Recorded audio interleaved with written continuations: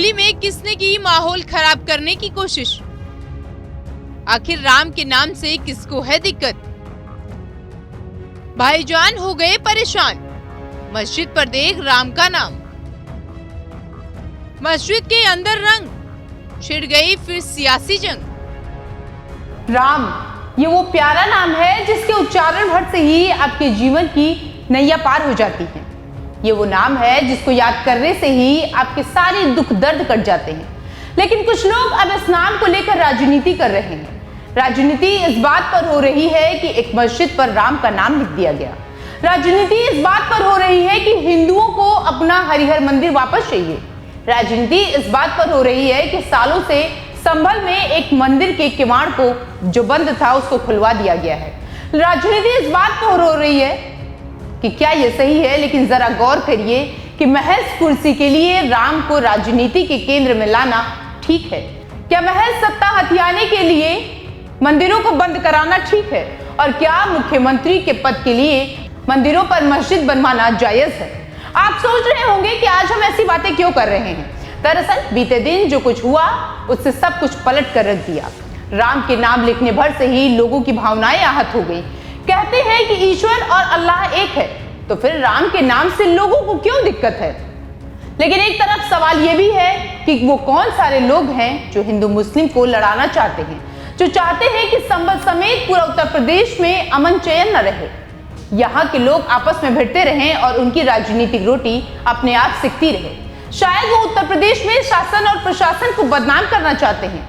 तभी तो कहा यह जा रहा है कि संभल में अपने गुर्गों को बेचकर वे आग में घी डालने का काम कर रहे हैं। संभल जिले में शुक्रवार को होली के पर्व के मौके पर कड़ी सुरक्षा बरती गई।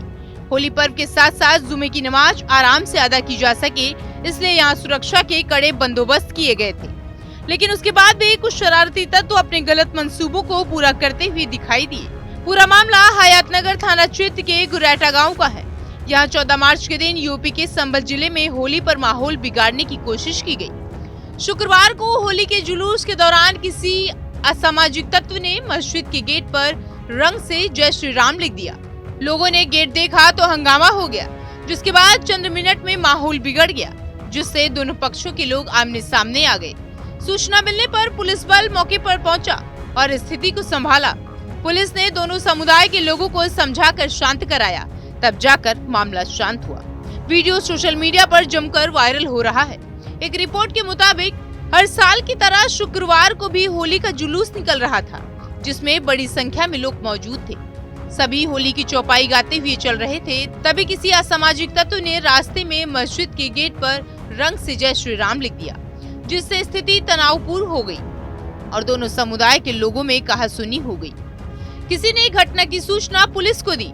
सूचना मिलते ही हयातनगर थाना प्रभारी फोर्स के साथ मौके पर पहुंचे, जहां उन्होंने स्थिति को नियंत्रित किया।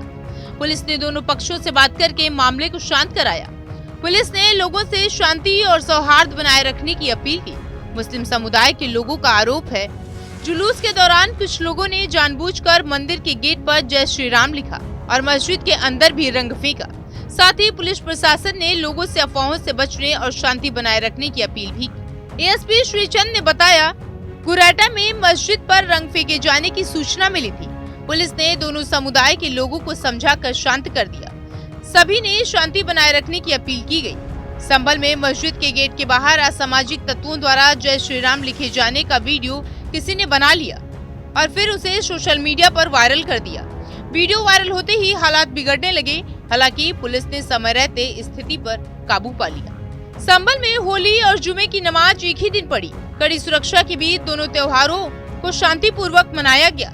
पिछले साल हुए दंगों के बाद प्रशासन सतर्क था। होलिका दहन और जुलूस के साथ होली का त्योहार पारंपरिक तरीके से मनाया गया। जुमे की नमाज भी शांतिपूर्वक संपन्न हुई। पिछले साल नवंबर में शाहीजामा मस्जिद के सर्वेक्षण के बाद दंगे हुए थे। इसमें 4 लोगों की जान चली गई थी और कई लोग घायल भी हुए थे, जिनमें पुलिसकर्मी भी शामिल थे।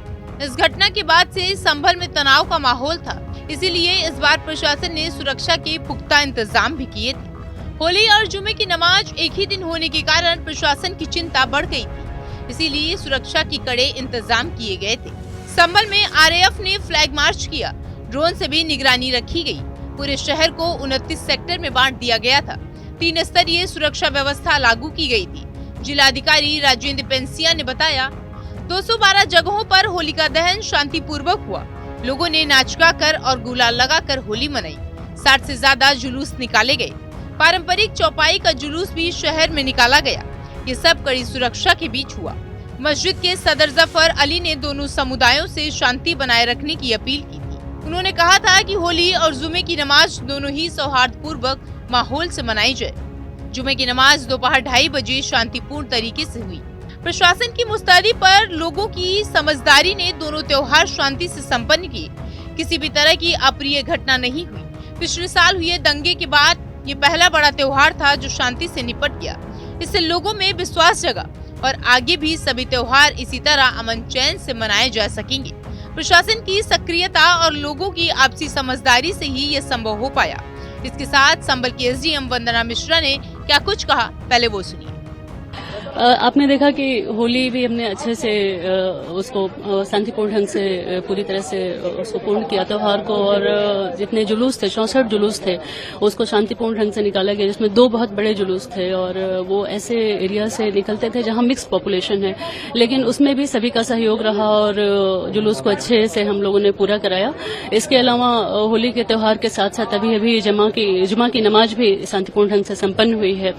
तो संभल से एक अच्छा मैसेज है सभी के लिए कि जो है यहाँ पर शांति व्यवस्था पूरी तरह से मेंटेन है और जो यहाँ कम्युनिटीज हैं आपस में उनमें हार्मनी है और उनके सौहार्दपूर्ण वातावरण में सभी यहाँ रह रहे हैं। मतलब कुल मिलाकर साफ है कि जिस तरह से सीएम योगी के दिशा निर्देश पर सब कुछ शांति से संपन्न हुआ और कुछ लोगों को राजनीति की रोटियां सेकने का मौका नहीं मिला, उससे लोग परेशान हैं और शायद यही वजह है कि वो चाहते हैं कि कहीं उनको कुछ मिले जिससे वो अपना बयान दे और फिर किसी पर निशाना साधे और इसके साथ ही वो फिर सीएम योगी की सरकार पर सवाल उठाए।